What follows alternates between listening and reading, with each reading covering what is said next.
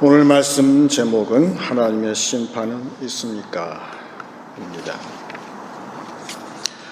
초등학생들을 이제 더워서 수영장에 데리고 간 선생님이 있었어요. 그래서 무사히 수영을 다 마치고 돌아왔는데 밤에 어떤 여학생 엄마한테 전화가 급하게 왔어요. 제 딸이 수영복은 있는데 가지고 간 수건을 잃어버렸어요. 누군가 우리 아이의 수건을 훔쳐갔다 그랬어요. 그래서 진정을 시키려고 어떻게 생겼어요 수건이? 그랬더니만 당당하게 얘기하기를 하얀 수건인데요, 거기에 홀리데이인 그 로고가 찍혀있는 수건이에요. 하나님의 심판은 있는가? 심판이 갑자기 이를 수도 있어요. 성경 맨 마지막에 계시록에는 하나님 보호자 앞에 유리바다가 있다고 그랬어요. 크리스탈 바다죠. 하나님 앞에는 모든 것이 다 바다인데 속이 다 들여다 보이는 그런 바다. 그 바다는 이 세상을 묘사한다 볼 수 있는데 하나님의 앞에서는 모든 것이 다 드러나는 것. 그러니까 하나님의 심판은 무엇인가? 모든 것이 다 드러나는 것이 하나님의 심판인 것이죠. 요사이 흔히 팩트 체크라고 방송국에서 신문사에서 많이 합니다. 그런데 같은 팩트를 놓고도 좌에서 보는 거하고 우에서 보는 거하고 달라요. 흔히 프레임을 씌운다 그러죠. 한번 프레임을 딱 씌게 되면 콩으로 매주를 쓴다고 해도 절대 안 믿어요. 그런 프레임을 씌운 사람이 누군가? 저는 하나님이 이 다윗을 택할 때 그 형제가 많고 형들이 많았는데 왜 형들은 택하지 않고 막내를 택했을까? 근데 하나님께서 다윗을 택한 기준은 사무엘의 눈에 본 것만 나와 있어요. 몸이 혈색이 좋아서 붉고 눈이 총명하고 그리고 얼굴이 아름다웠다. 그러면 그렇게 생긴 사람은 전부 다 대통령감인가요? 그 이해가 안 됐어요. 이게 왜 이런 것을 보고서 하나님께서 다윗을 택하셨을까? 그런데 그 다음 장에 보니까 그 이유를 알게 됐어요. 골리앗하고의 싸움이 있었는데 어린 다윗이 그 백성들하고 이야기를 해요. 아버지가 시켜서 형제한테 가서 떡을 갖다 주고 문안을 한번 알아서 나한테 보고해라. 그런 신분을 가지고 왔어요. 그런데 저 앞에 골리앗 장군이 와서 막 이스라엘을 욕하고 그럴 때 어린 다윗이 마음이 감동이 됐는지 저런 이스라엘을 모욕하는 저 사람을 죽이는 자에게는 상금이 어떻다는 것을 알게 됐어요. 그랬더니 맏형인 엘리압이라는 사람이 막내 동생이 백성들하고 얘기한 것뿐인데 이야기를 그렇게 하죠. 사무엘상 17장 28절입니다. 큰형 엘리압이 다윗이 사람들에게 하는 말을 들은지라 그가 다윗에게 노를 바라여 이르되 내가 어찌하여 이리로 내려왔느냐 들에 있는 양들을 누구에게 맡겼느냐 나는 내 교만과 내 마음의 완악함을 아노니 내가 전쟁을 구경하러 왔도다. 그냥 다윗이 백성의 어떤 사람하고 얘기한 것뿐인데 너란 놈은 항상 일 시키면은 누구한테 맡기고선 내팽개치는 놈이라고 프레임을 딱 씌워요.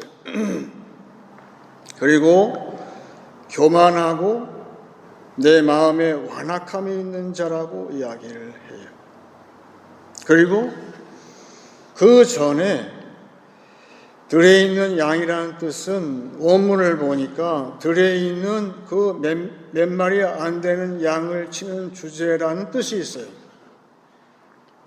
이 장남은 그러니까 이 다른 사람을 업신여기는 작게 낮추어 보는 그런 프레임을 씌우는 성격이라는 사실을 알게 됐어요.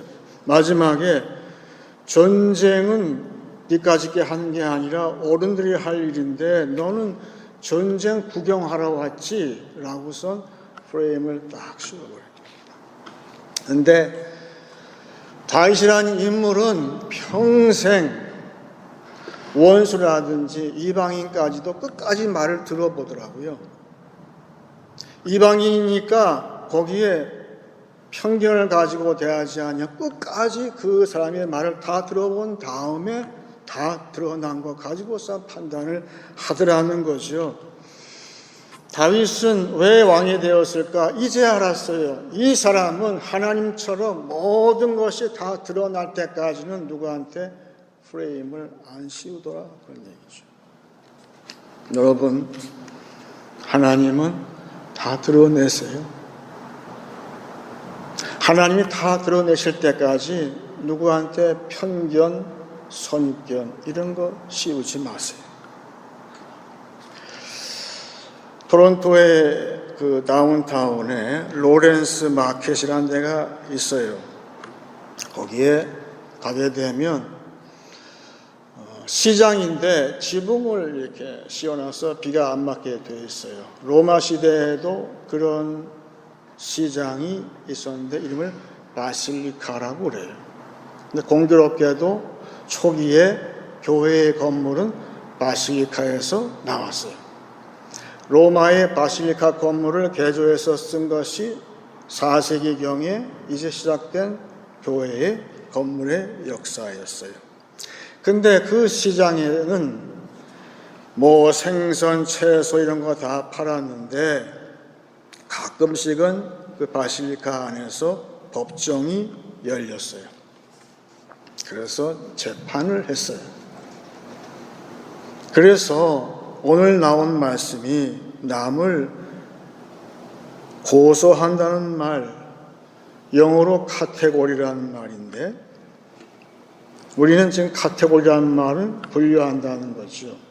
시장에는 모든 채소나 과일이나 생선이나 혹은 고기나 이런 건 전부 그 등급에 따라서 구분하는 것이 맞지요.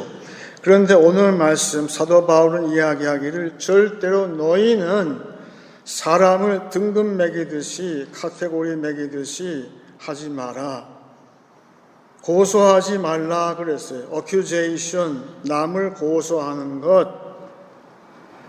하지 말라는 거예요. 말하자면 스티그마를 딱 붙이듯이, 꼬리표를 딱 붙이듯이 아예 사람한테 정죄를 해놓고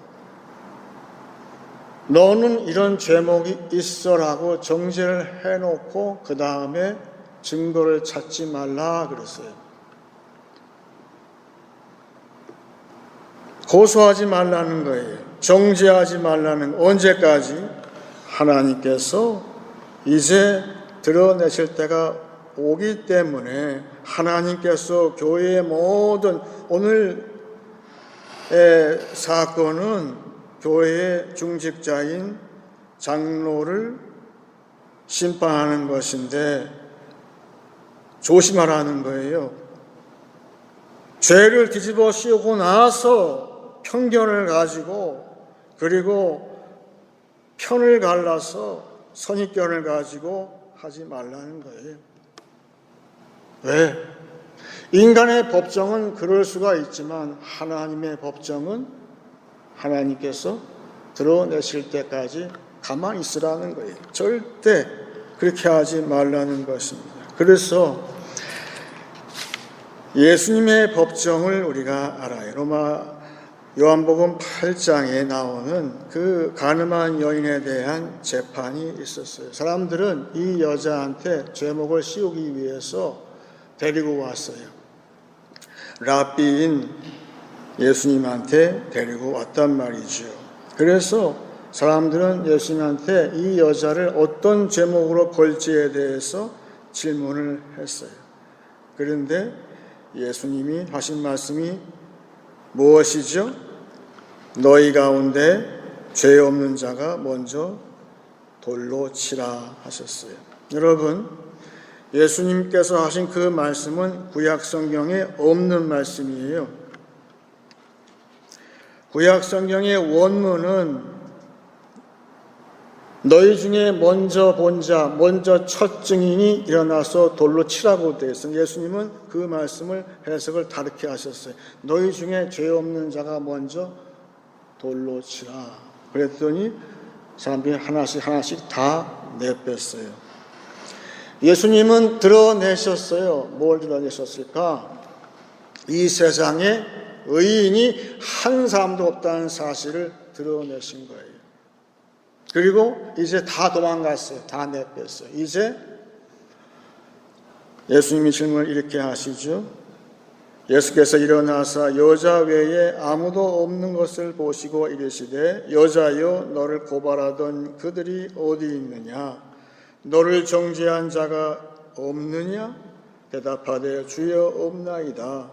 예수께서 이르시되 나도 너를 정죄하지 아니하노니 가서 다시는 죄를 범하지 말라 하십니다. 여기 여러분 잘 보세요. 지금 다 내뺐어요. 자기들이 죄인인 줄 알고 그 죄성을 알고 다 내뺐어요. 이제 예수님하고 그 여자 딱 둘만 남았어요. 그런데 예수님의 질문은 너를 정죄한 자가 없느냐? 말하자면 너를 여태까지 계속 괴롭히던, 너를 고소하던 accusation 카테고리 정죄한 자가 이제는 없느냐? 말하자면 이제는 마귀의 고소가 이제는 없느냐? 여자가 답변하기를 주여 없나이다. 우리의 자유는 뭘까요? 나를 죄인이라고 괴롭히던 그 고소가 나를 괴롭혔어요. 이제 근데 그 고소인이 다 사라졌어요. 그게 드러났어요. 그런데 이제 남은 사람은 누구죠? 예수님 한 분이에요. 여러분, 교회의 법장은 증인이 많은 것이 중요한 것이 필요가 없어요. 교회의 법장은 예수님하고 나와 단 둘이만 필요한 거예요. 그래서 예수님은 선포하시죠. 나도 너를 정죄하지 아니하노라. 이것이 중요한 말씀이에요. 예수님이 나를 의롭다 하시는 거예요. 이것이 심판이에요. 여러분, 하나님의 심판이 있습니까? 예수님께서 나를 용서하신 것이 첫 심판이에요. 믿어요? 그게 심판 시작됐어요. 나를 무죄라고, 죄가 없다고 선포하시는 재판장이 내 앞에 계시잖아요. 그리고 나서 마지막 말씀은 다시는 죄를 범하지 말라 하셨어요. 어떻게 하면 우리의 문제는 뭘까요? 다시 또 죄를 범하는 게 문제인데 이 여자분은 다시는 죄를 범하지 않게 됐어요. 왜? 나의 모든 죄를 용서하신 그 재판장이 나를 죄 없다 하시고 이제 성령께서 모든 것을 드러내시는 하나님을 증거하시기 때문에 이 여자는 다시는 죄를 지을 수가 없는 거죠.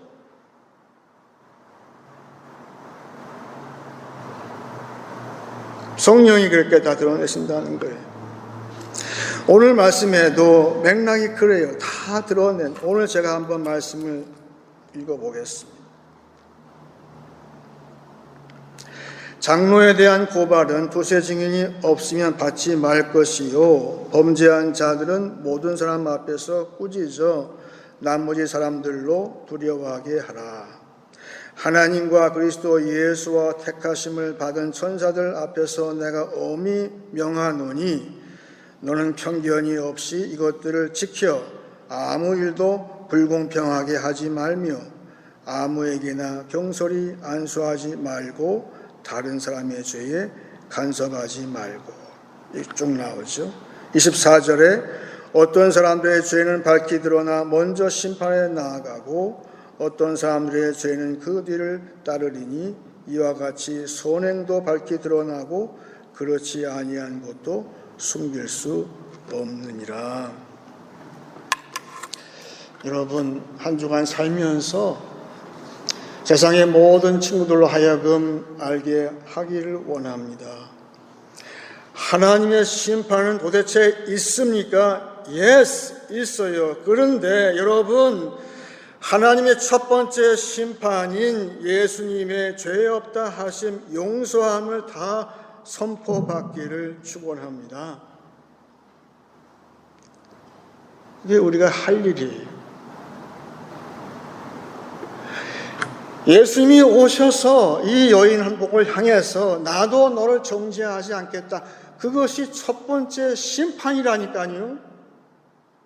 나를 용서함이, 교회에 용서함이 있는 게 첫 심판이고, 우리가 기도할 제목은 주여 여기에 오셔서 예수님이 우리 교회에 지금 여기에 오시게 되면 나를 죄 없다 하신단 말이에요.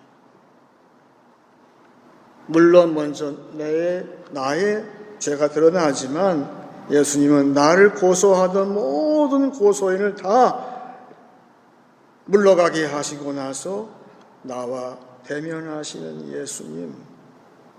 여러분, 이 시간도 예수님과 이 여인처럼 1대1로 만날 수 있기를 원합니다. 그럴 때 예수님께서 너를 고소한 자가 있느냐? 더 이상 없어요. 누가 고소합니까? 오늘도 마귀가 고소하는 거예요. 다 물러가는 거예요. 다 물러가고 예수님과 나만 남고 그런 나에게 나도 너를 정죄하지 않겠다.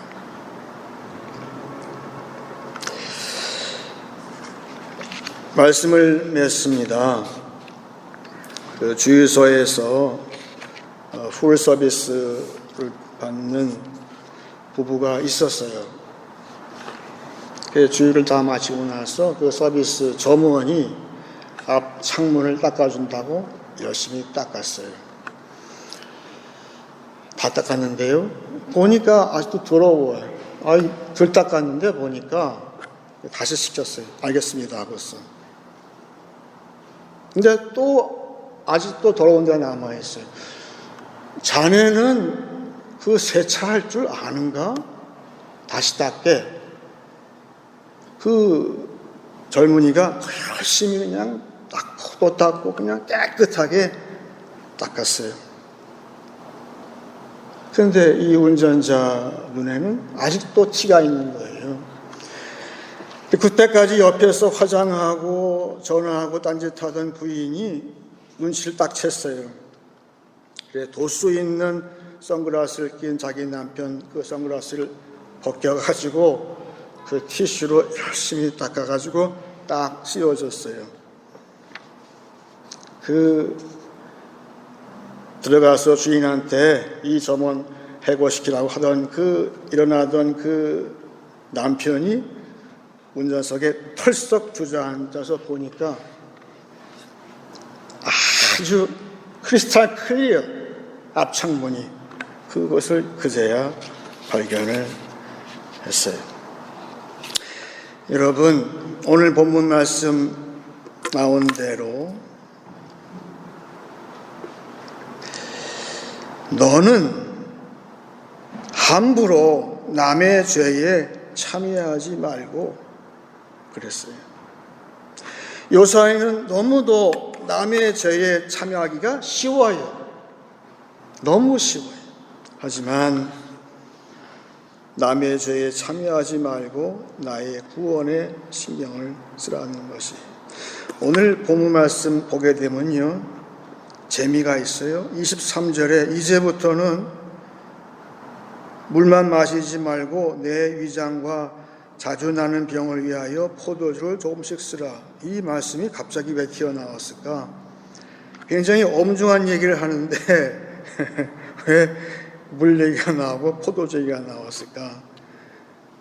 혹시 이 구절을 보고선 이 편지가 이게 좀 진본이 아니지 않을까? 사도 바울의 아니에요. 그렇지 않더라고요. 너는 네 자신의 문제, 여기 보니까 위장병이라는 뜻이 아니고요. 원뜻은 보니까 이 식도 여기에 성대를 많이 쓰는 직업인 목사로서 너는 내 식도를 소딩하기 위해서 물 말고 포도주를 조금씩 쓰는 게 낫겠다. 네 자신의 구원에 집중하라. 네 문제가 더 급해. 아니야. 네 자신의 구원에 집중을 하라. 우리는 모든 것이 드러나게 하실 하나님을 두려워할 줄 알아야 되겠습니다. 그리고 하나님이 드러내실 때까지 누구에게도 편견의 프레임을 씌우지 맙시다. 그리고 하나님이 드러내실 때까지 누구에게도 스티그마, 카테고리, 분류해서 꼬리표를 붙여서 정죄를 먼저 하고 증거를 찾아대는 그런 판단하지 맙시다. 마지막으로 예수님의 용서하심은 심판이 시작되었음을 항상 명심할 수 있기를 원합니다. 이제 우리 찬송하겠습니다. 325장 찬송하겠습니다.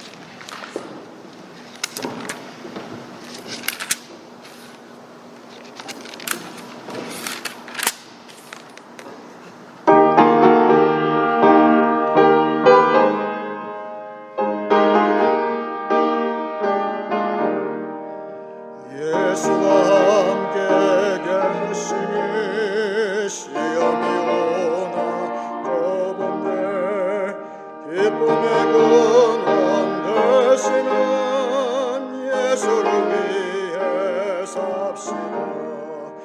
날마다 주를 섬기며 언제나 주를 기리고 그 사랑 안에 살면서 딴 길로 가지 맙시다.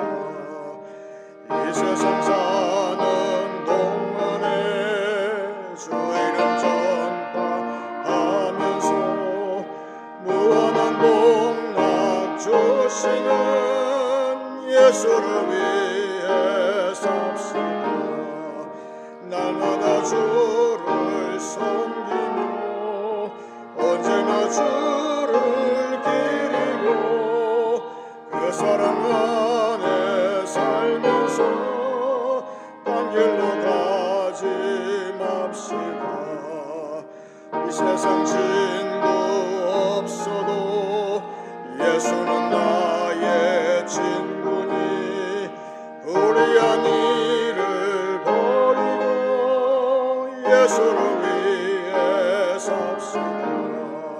날마다 주를 섬기며 언제나 주를 기리고 그 사랑 안에 살면서 딴 길로 가지 맙시다.